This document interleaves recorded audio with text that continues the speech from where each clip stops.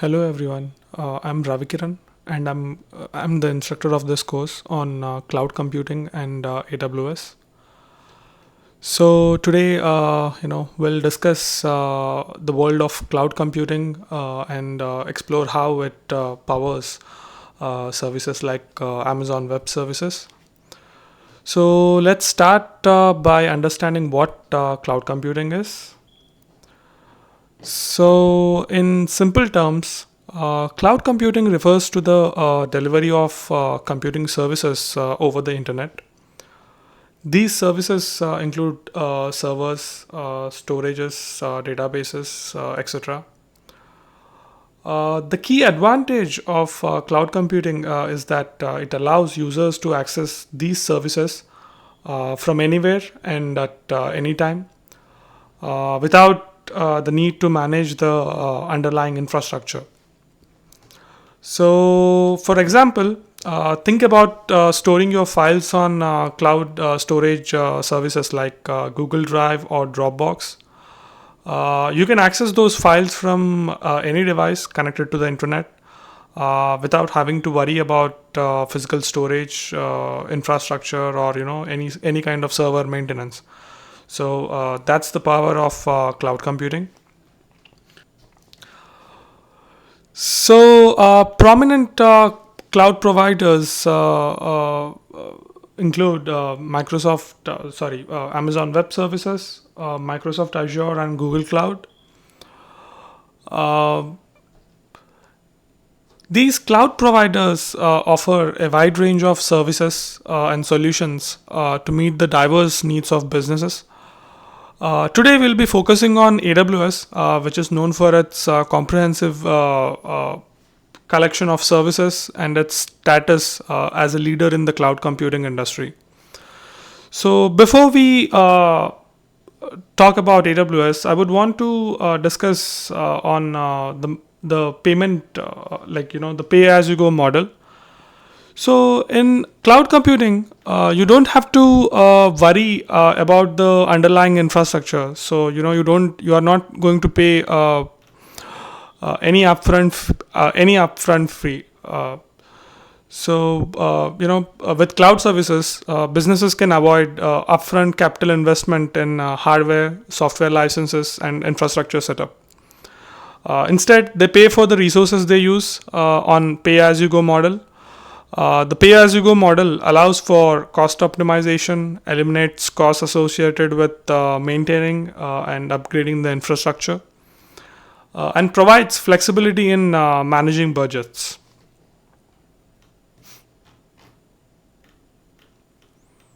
So, the benefits of cloud computing. So, let's start with scalability.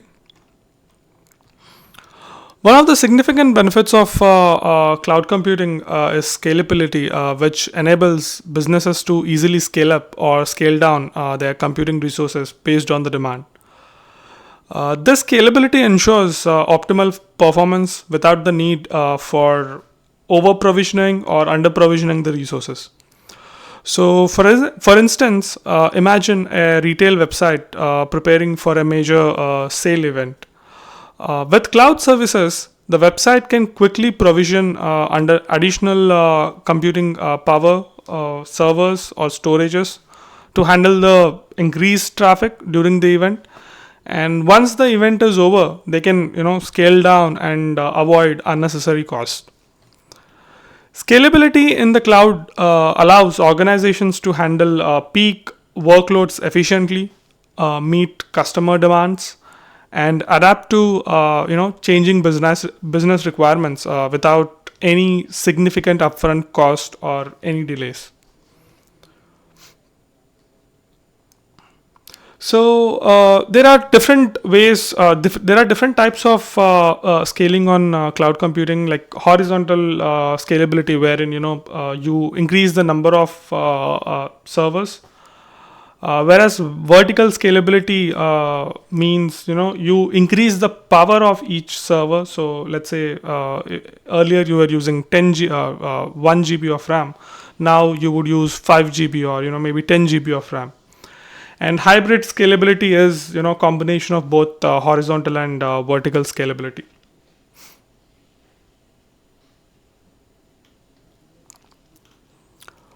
So another key advantage of cloud computing is flexibility.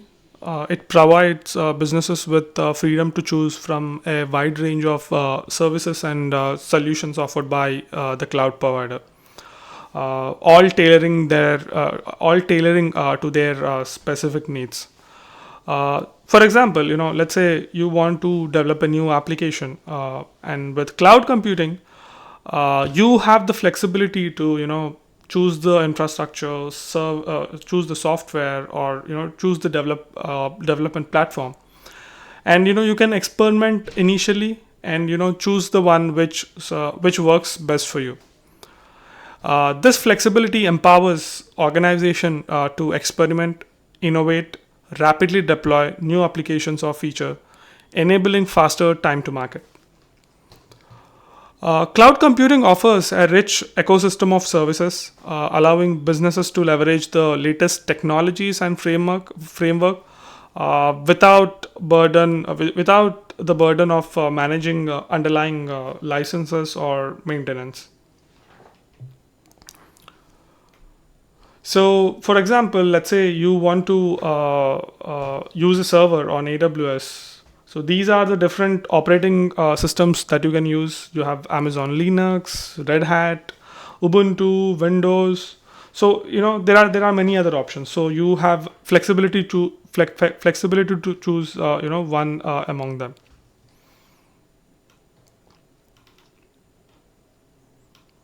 Cost savings are a significant advantage of cloud computing.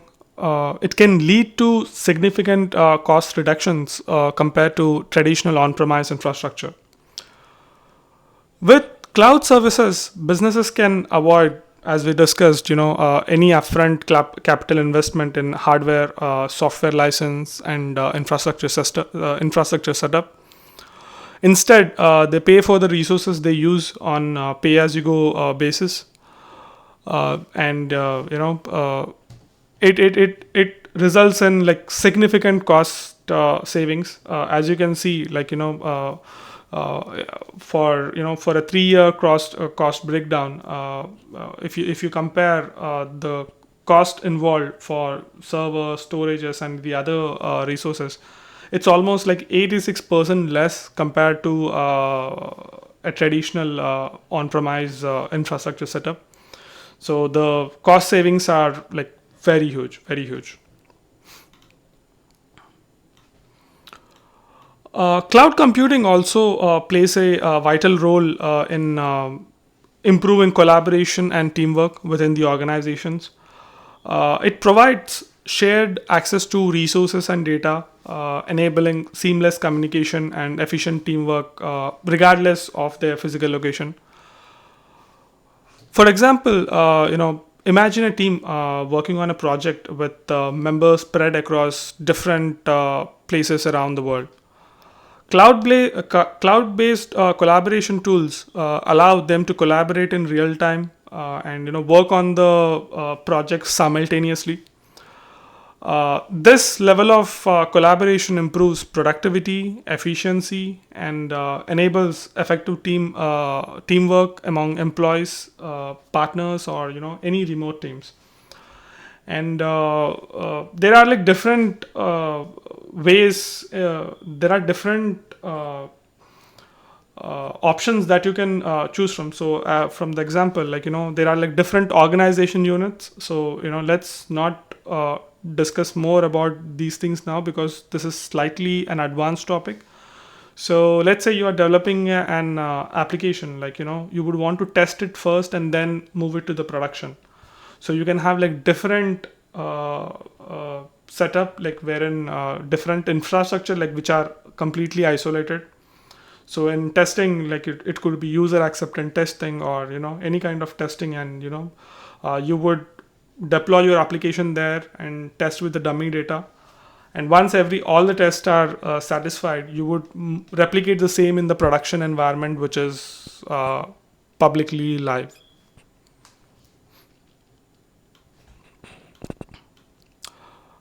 When it comes to disaster recovery, cloud computing offers robust capabilities.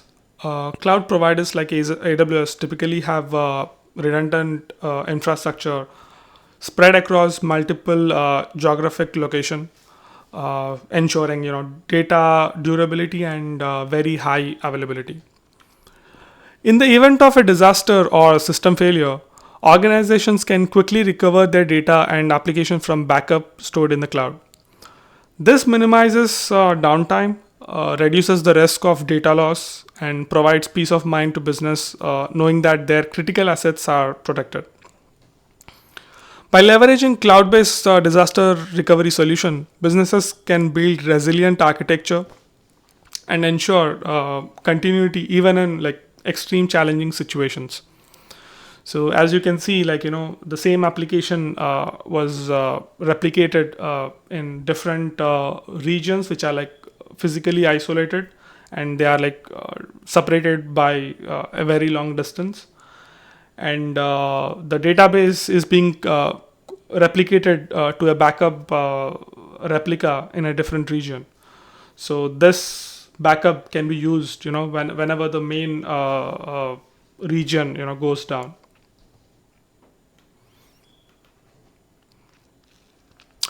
So now that we have explored the benefits of cloud computing, let's dive into Amazon Web Services, which is also called AWS, and understand how it empowers businesses with its high scalable cloud computing platform.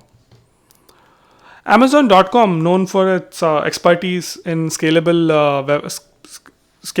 web application, launched AWS back in 2006. It started with infrastructure services and gradually expanded to more comprehensive cloud service provider.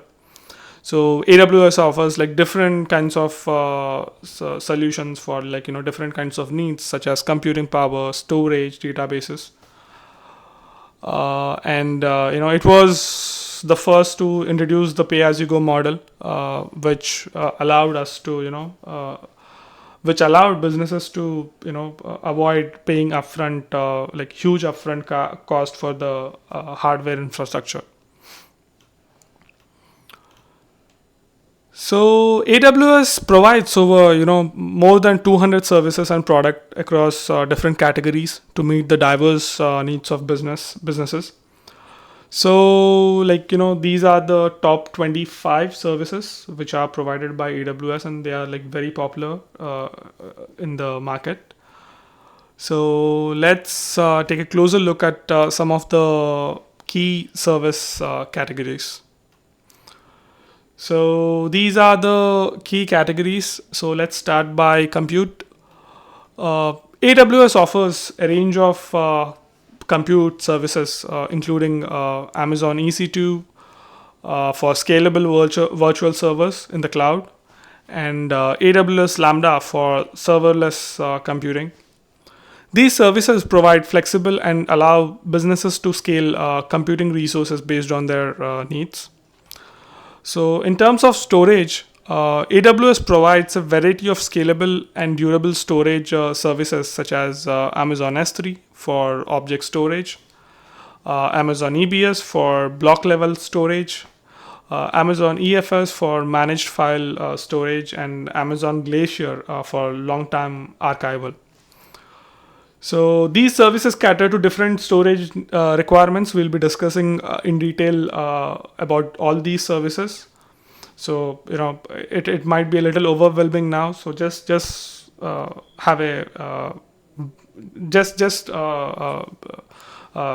understand that this is just a brief. So you don't have to understand all the resources right away. We'll be discussing them in detail soon. So let's, in terms of databases, AWS offers an extensive selection of managed database services, including Amazon RDS for relational database like MySQL, PostgreSQL, and Oracle, or those things. And Amazon DynamoDB is one of the services, one of the databases which is a NoSQL database. And Amazon Redshift is used for data warehousing purposes. These services provide high performance and reliable data management solutions. So, in terms of networking, AWS offers networking services such as Amazon VPC for creating isolated virtual networks, Amazon Route 53 for domain DNS services, wherein you can purchase a domain name, and attach it to your services, and elastic load balancing for efficient distribution of incoming traffic across multiple resources. These services ensure secure and reliable network connectivity. So, in terms of security, AWS provides a range of security services, including AWS Identity and Access Management, also called IAM, for user access management. It is one of the critical services provided by AWS, and this will be used like in all across all the services on AWS. We also have AWS WAF for safeguarding web application, and AWS Shield for DDoS protection. Like these are the firewalls.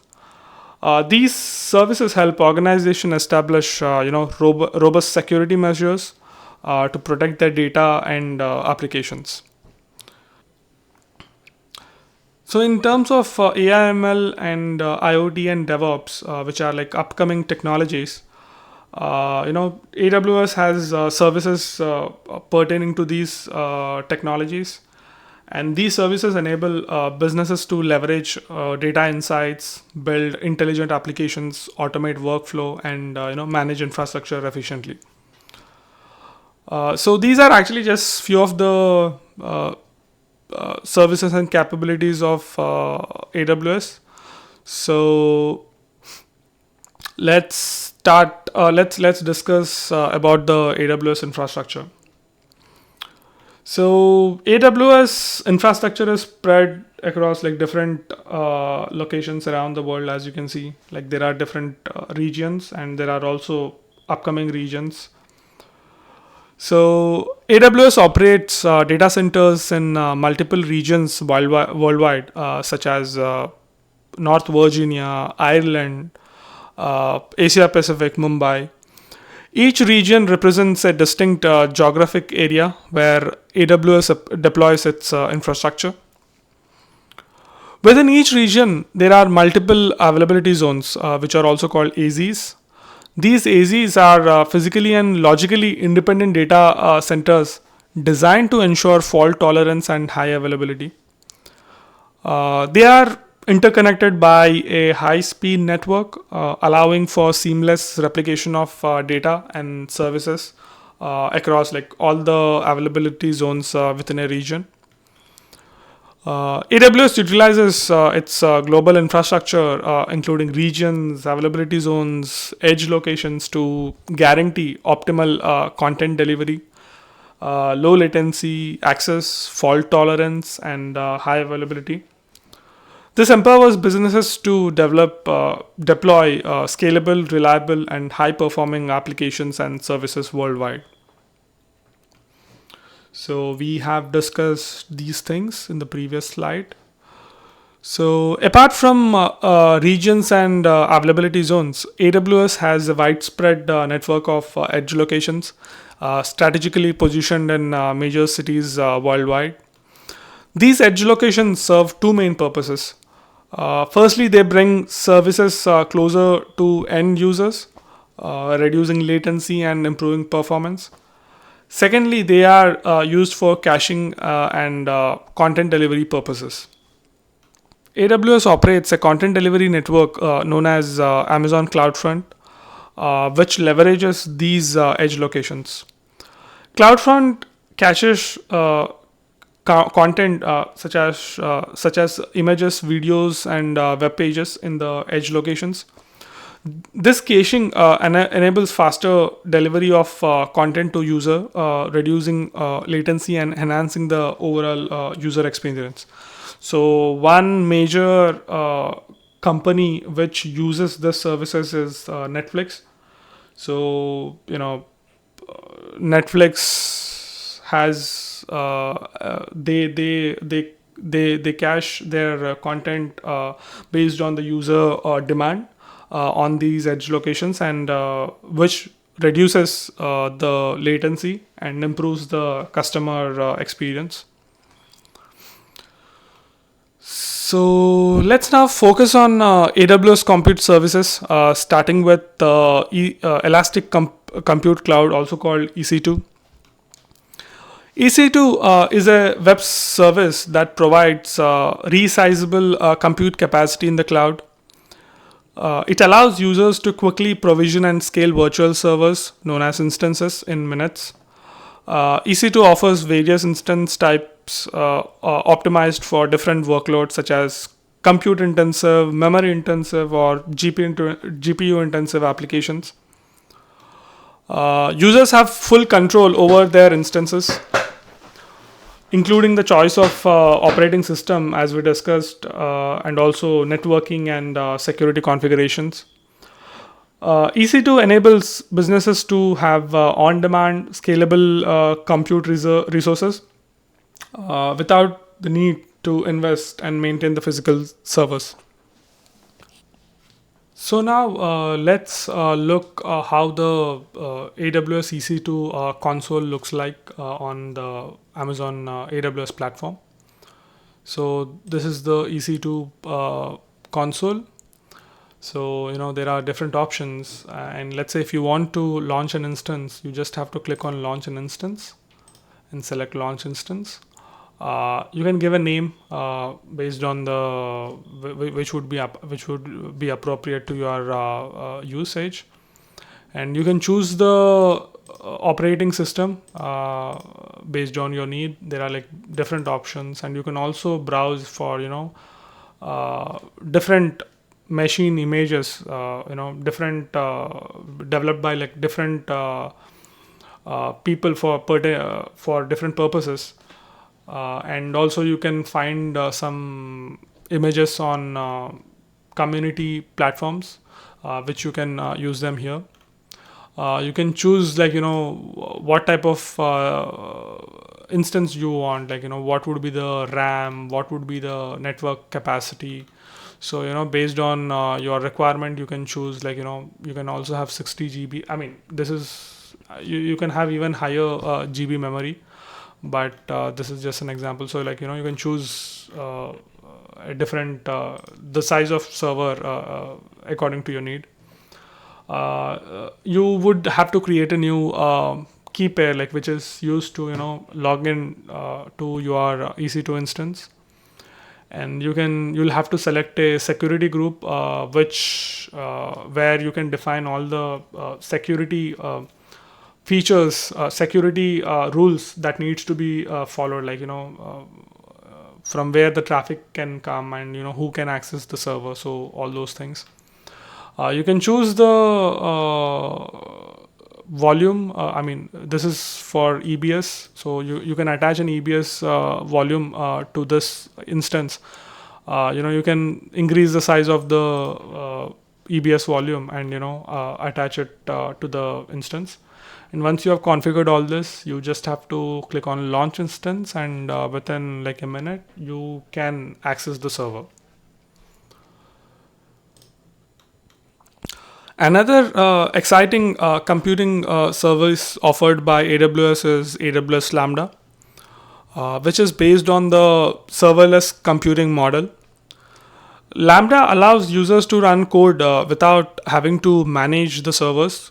It provides a platform where developers can focus on writing and deploying code, while AWS takes care of the underlying infrastructure. Lambda functions can be triggered by various events, such as change to data in a database, or file system updates, or incoming messages from other AWS services. Users only pay for the compute time consumed by their functions, with no charges when the functions are not running. Lambda simplifies application development, enables efficient scaling, and offers high availability without the need for server management. It opens up possibility for building scalable and event-driven architecture. From my experience, I have used Lambda a lot, and it's one of the great and one of the most useful services of AWS. So we'll be discussing in depth regarding Lambda in future sessions. So this is how the AWS Lambda console looks like.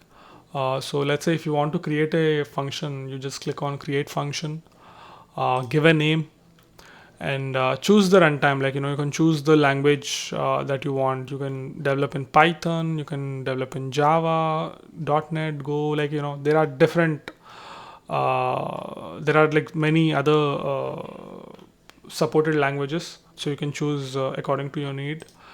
And you can choose the architecture, and you can give a role to this Lambda function. So role, let's say you would want to access something on a database, so this Lambda function needs to have access to that database.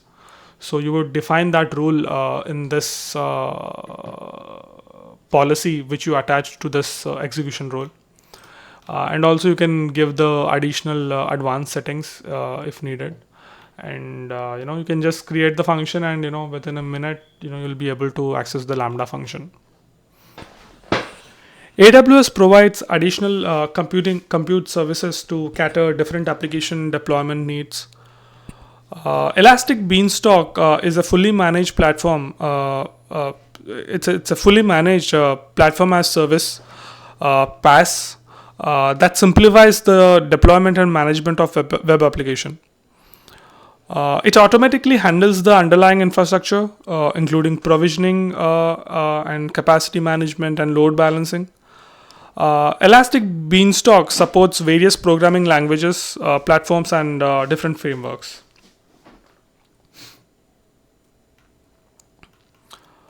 Lightsail, on the other hand, is a simplified virtual private server service that offers pre-configured virtual machines, which are instances, which can be used for running web applications and services. It provides a user-friendly interface and pre-configured templates to simplify the process of launching and managing the AWS instances. Lightsail instances are designed for simplicity and ease of use, making them an ideal choice for users who are new to the cloud computing or require a straightforward setup. Lightsail I have used, and I have it makes launching a server so simple. You just have to know like what the server needs to do, and you can just choose the template, and you can launch the server immediately.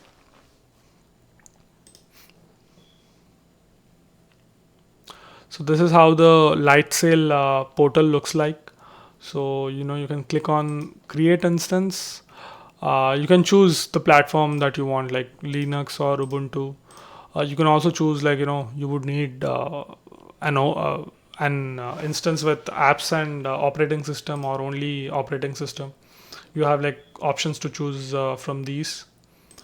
And you can also have an optional launch script, and also you would need to have a SSH key pair to access the server. And you can choose the instance plan based on the size of the server.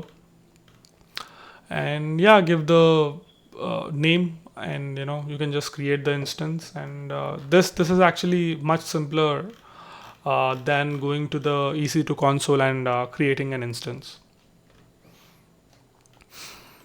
So these compute services, including EC2, Lambda, Elastic Beanstalk, and Lightsail, offer flexibility, scalability, and ease of use for different application requirements. So now let's talk about storage services.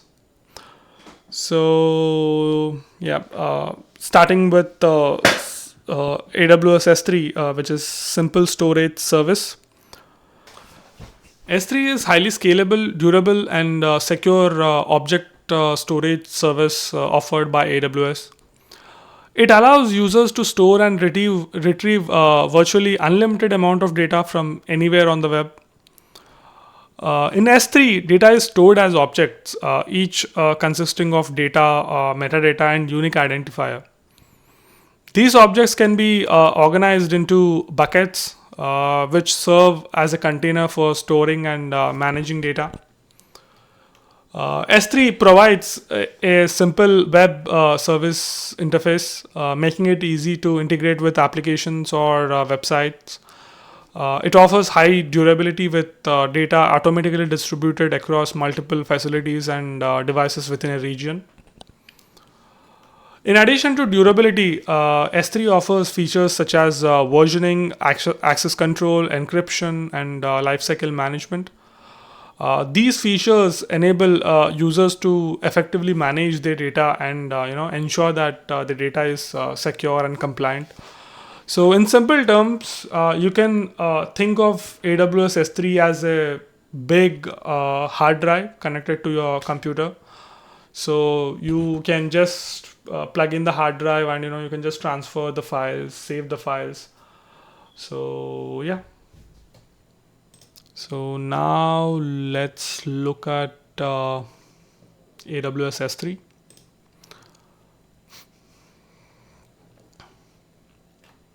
So this is the dashboard.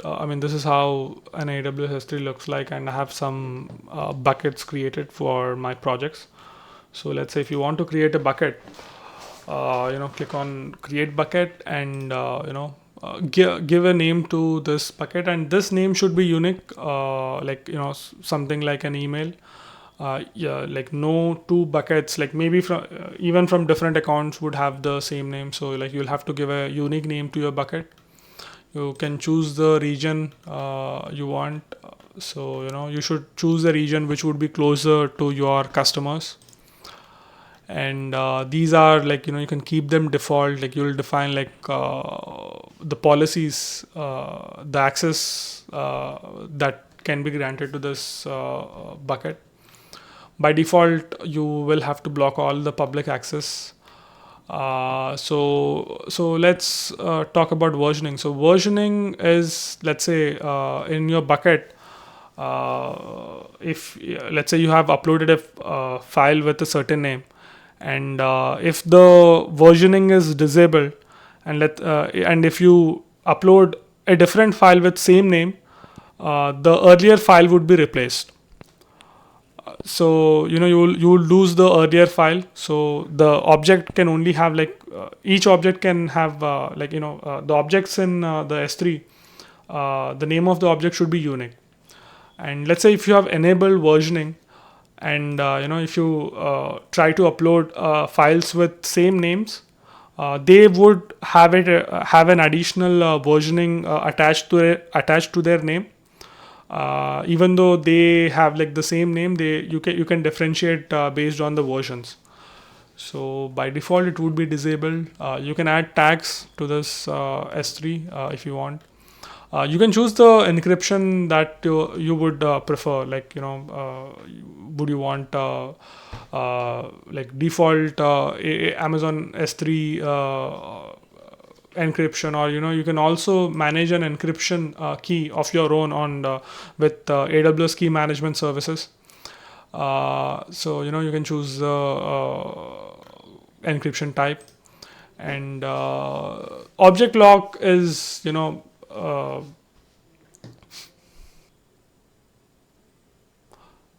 so object lock is used for locking an object from being deleted or overwritten, maybe for fixed time or maybe like indefinitely. So this would be usually this is usually used for compliance purposes. So once you have defined all this, like you can click on create bucket, and a new S3 bucket gets created.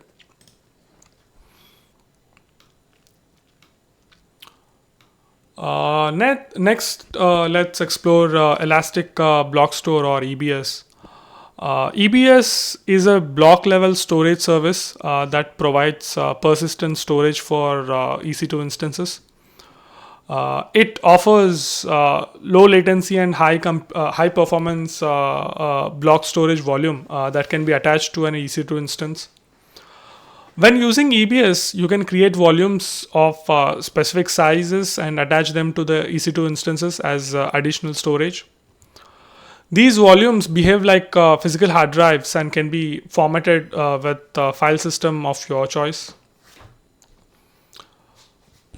EBS volumes are automatically replicated within a same availability zone to ensure data durability. This replication helps protect your data in case of any hardware failures.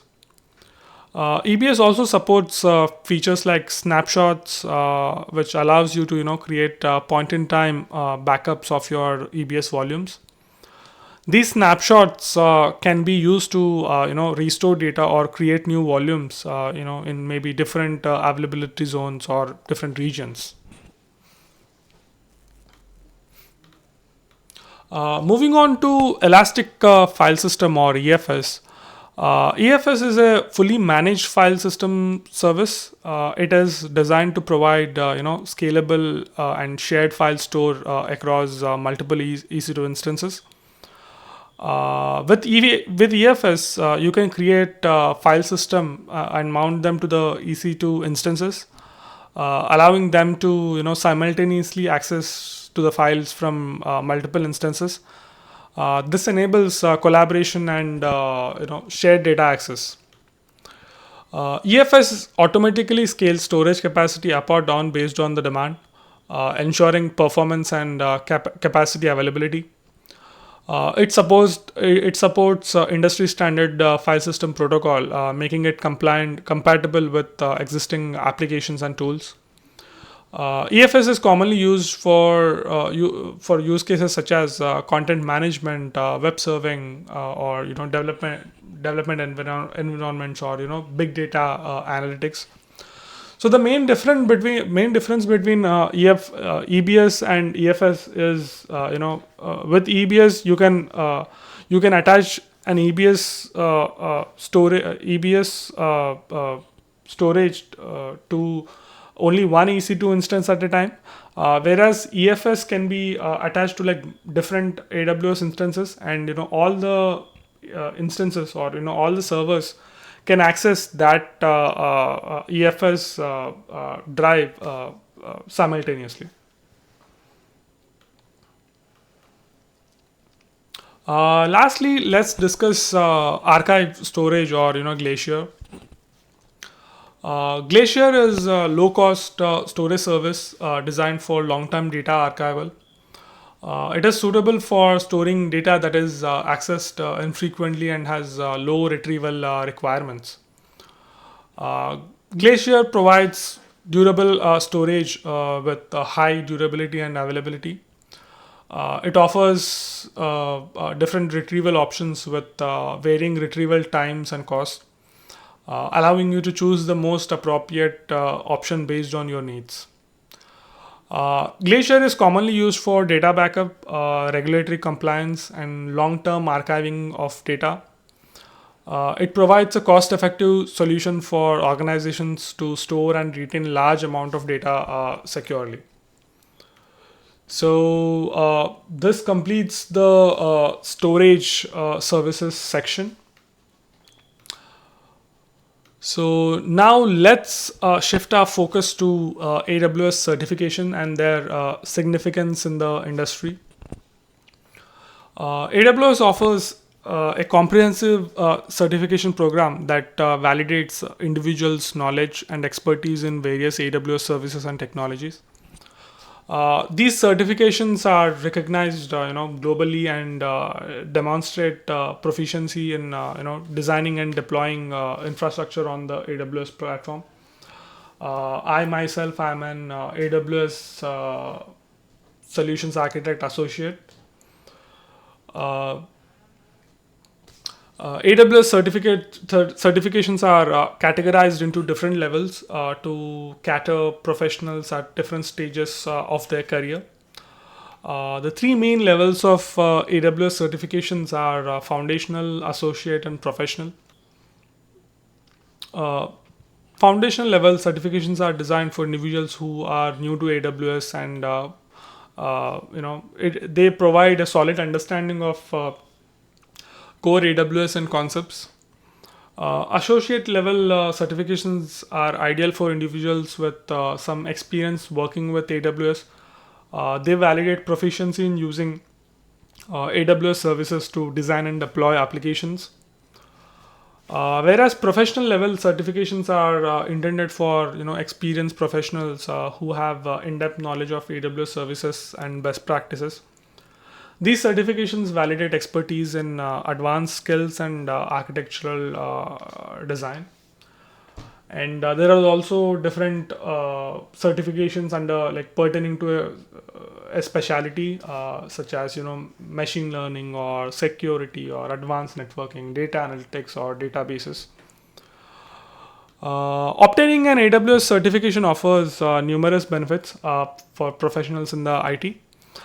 First and foremost, certifications validate your skills and knowledge in using AWS services, which can enhance your credibility and marketability. Certifications can also boost your career prospects by opening up new job opportunities. Many employers specifically seek AWS certified professionals to lead their cloud initiatives. Additionally, AWS certifications can lead to increased earning potential. According to industry reports, certified professionals often command higher salaries compared to their non-certified counterparts. Furthermore, AWS certifications provide access to a strong community of certified professionals and exclusive resources, such as training materials, white paper, and networking opportunities.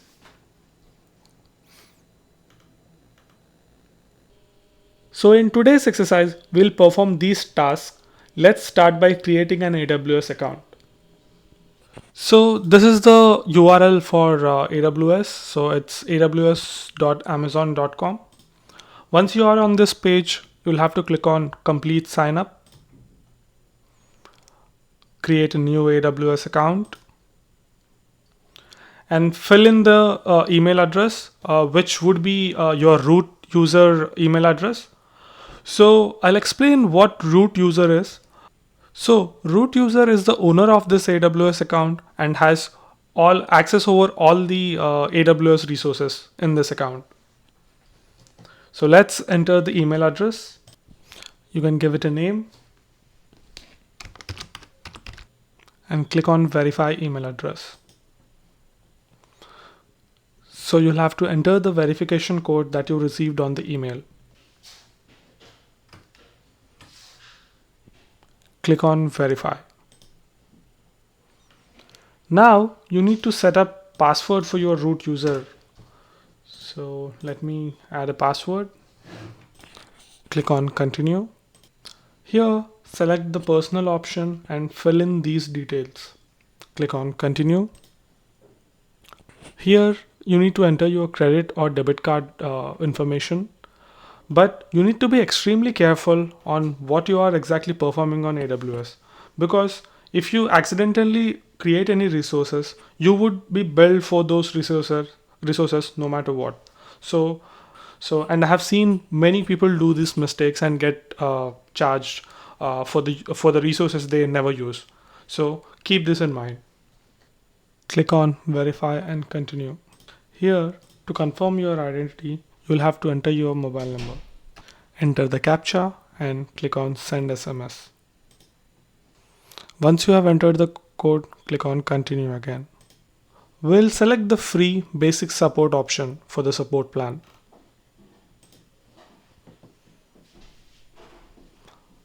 Now let's go to the AWS Management Console.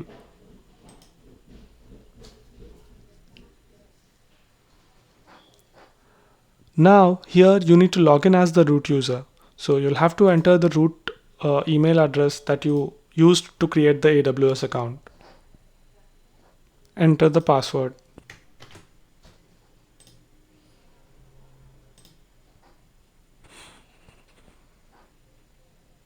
So this is how AWS Management Console looks like. First, let's start by creating budget so that you get notified whenever you are crossing the free tier limit. So in order to do that, you need to go to billing by searching in the search bar, and on the left side, if you scroll down a bit, you can see budgets under cost management. Click on it. Now click on create a budget. So we'll have to use this template, zero spend budget. So under email recipients, enter your email address. Click on create budget. Now whenever AWS charges you even 1 cent, you would get notified on your email address so that you can go ahead and delete the unneeded resources.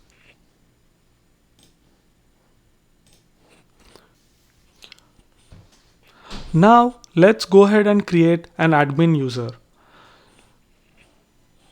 It's not safe to use root account every time to create some resources on AWS because of security reasons. So let's go ahead and create an IAM admin user with administrative access. In order to do that, you'll have to go to IAM.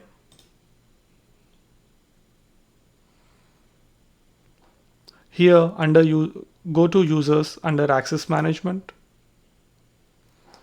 Click on add user. Give the user a name.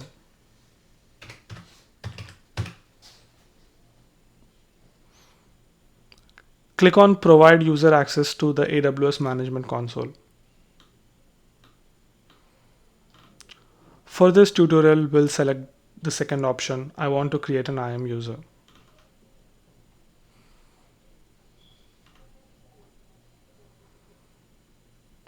Click on next.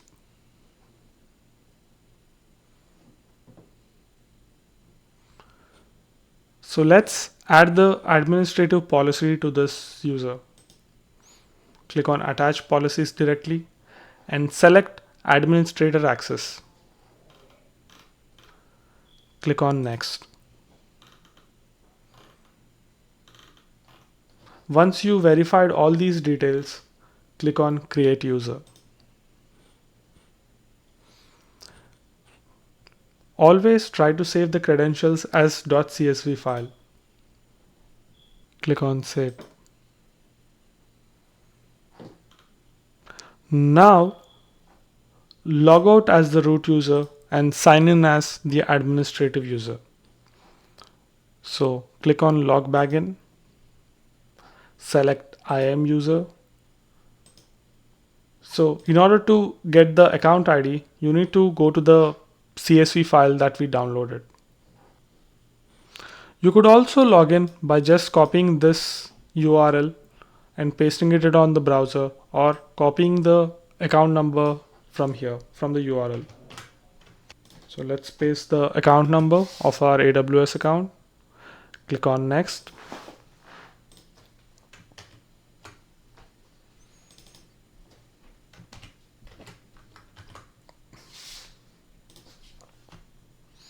Enter the username.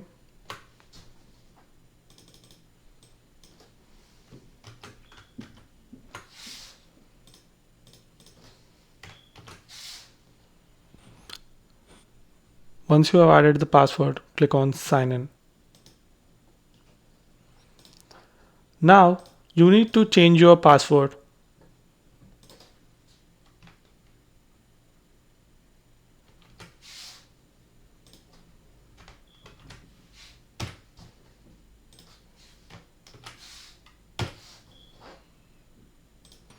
Click on confirm password change.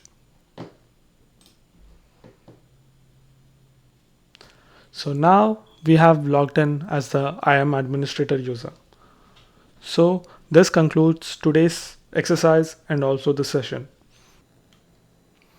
So if you have any questions, you can drop you can drop an email to this email ID. So this is Ravi Kiran, and this concludes our session 1 on AWS training. Thank you.